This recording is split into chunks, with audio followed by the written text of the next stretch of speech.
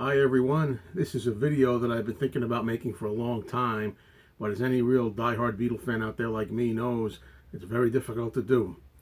I mean, the Beatles have something like a little over 200 songs, I forget exactly how many, and believe it or not, I mean, I like every single one of them. Now, granted, I like some a lot more than I do others. Some would be a little lesser tier, and some being more in the middle, and some be at the top. I mean, but definitely because I'm such a fan of all of them as individuals, as people, their voices, everything associated with them, I just naturally seem to find something to enjoy in everything. And everything has its place. Even a song like, if you can call it a song, Revolution Number 9 from the White Album, I can enjoy for where it is on the White Album as an experimental piece, along with all the other varied songs on that record. So this is very difficult to do, to narrow it down to 10 songs, which I would call my least favorite. I can't call it the worst because, as I said, none of these to me are terrible songs. I mean, that's just the way it is. I mean, I'd have no problem coming clean and saying, yeah, these are terrible, I can't stand it, if there was one that I thought was really god awful.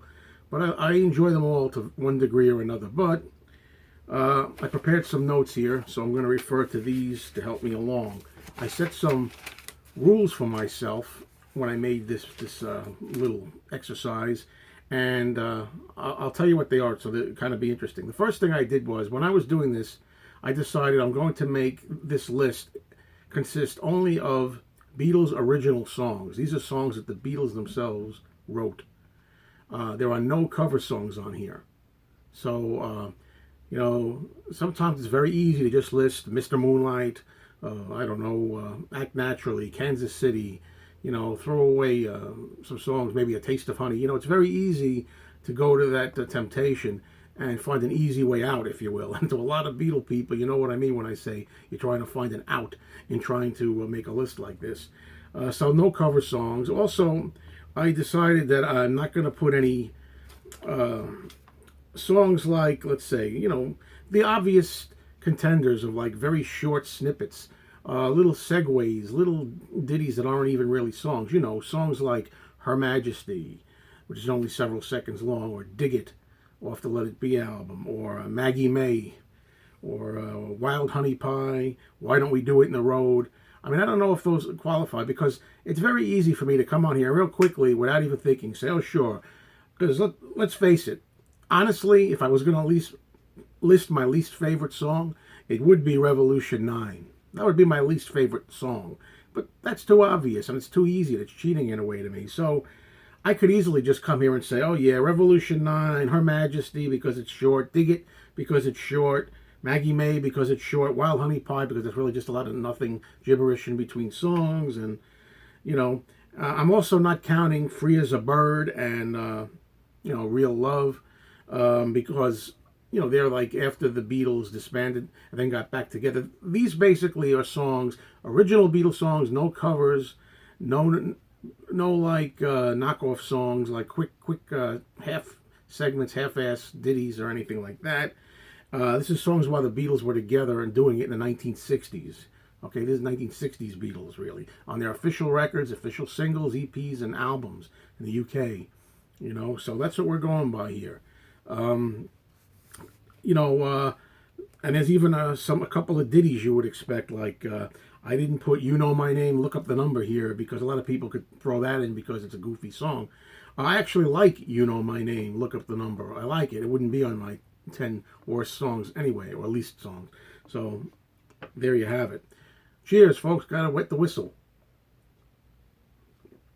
Okay, before I start, let's go here. All right, I've already wasted enough time. I also should say, there are some songs that I am absolutely, for one reason or another, sick and tired of hearing. If I never hear them for another 10 years, I actually wouldn't mind. The songs that you hear on the radio all the time that are played to death. Songs like Yesterday, Let It Be, Come Together, Hey Jude, something else I can't even read my own writing, but stuff like that. The ones you hear all the time that you're so tired of. And there's some songs here that I was tempted to put on this list of my least favorites because I'm sick and tired of them, like those, and also like a song like Back in the USSR. I'm not really a big fan of Back in the USSR, But I didn't put it on my list because I'm thinking that maybe it's because I'm trying not to put songs here that I'm tired of. Like, none of the songs I listed here that I'm kind of tired of hearing all the time did I put on my least list, because I don't think they have the least Beatles songs for me. All right, so anyway, now we're going to go 5 minutes or so into this already. I'm going to flip over the page here, and I'm going to start with number 10. And believe me, folks, these could change anytime. It really was hard to do. I just want to clarify that. And remember, all these songs I do like, just they're my least, okay?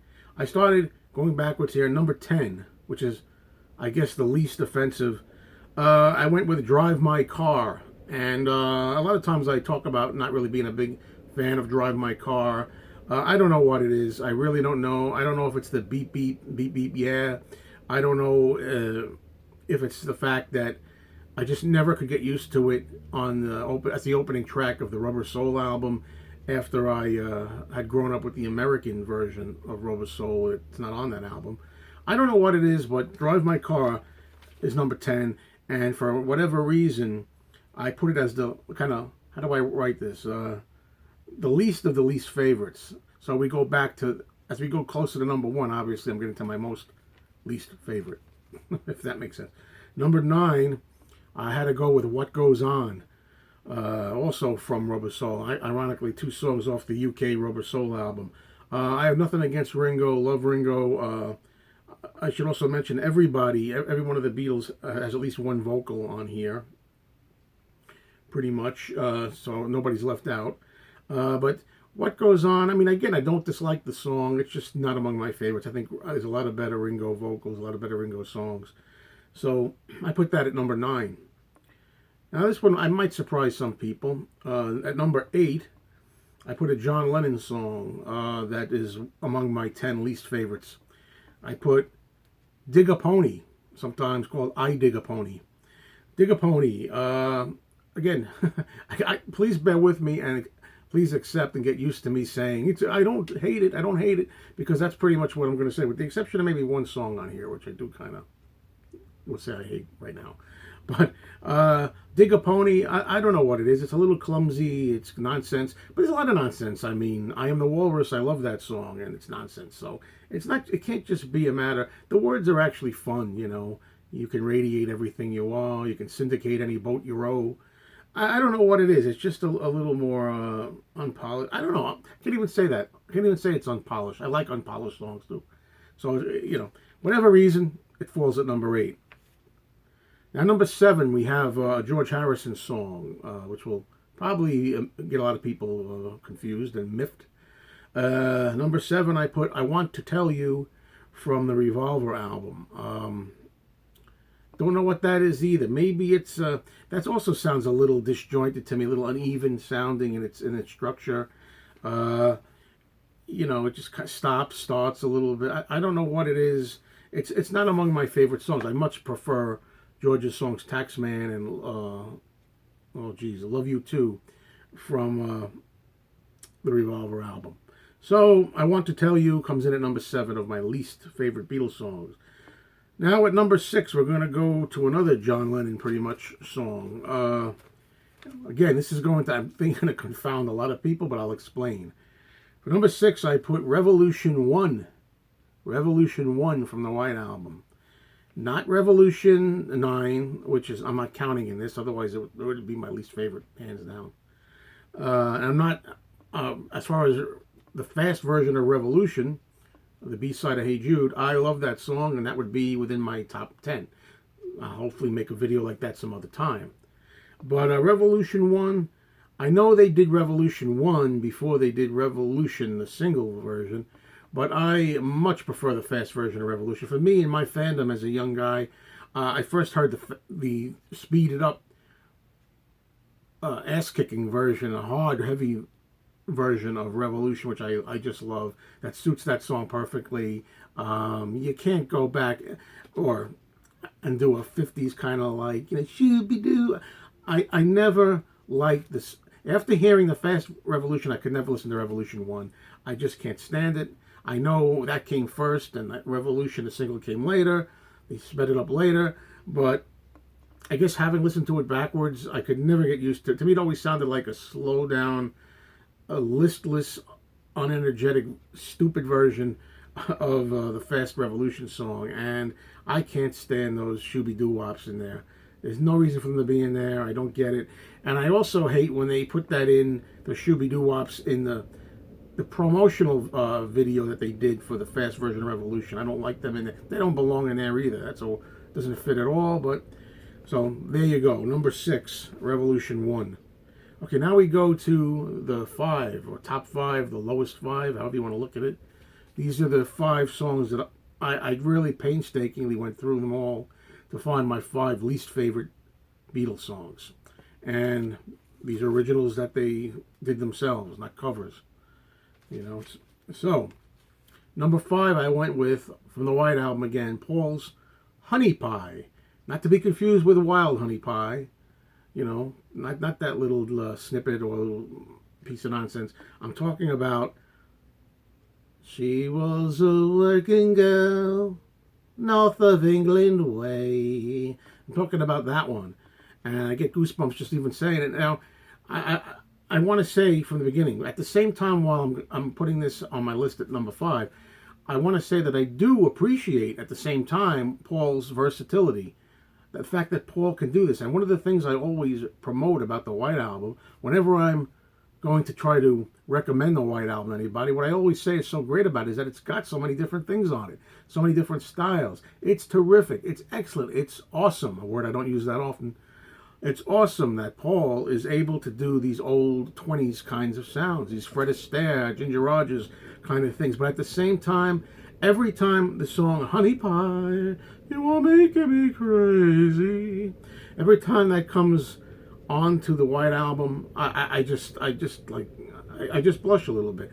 I want to say, Paul, why do you, it's a mixed bag. I can enjoy it. I can enjoy it. I do enjoy it. Again, to sound like a broken record, that's what I like about the White Album. You go from one style to another to another. It's got everything.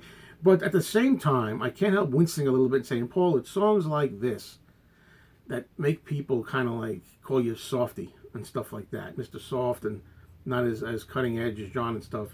I know I'm going to get a lot of backlash for this. Try to understand where I'm coming from before you give me the backlash. I think it's great in its own way. I respect Paul for being able to do it. And he does it well. It's amazing the talent he has to be able to sound like that old-fashioned sound.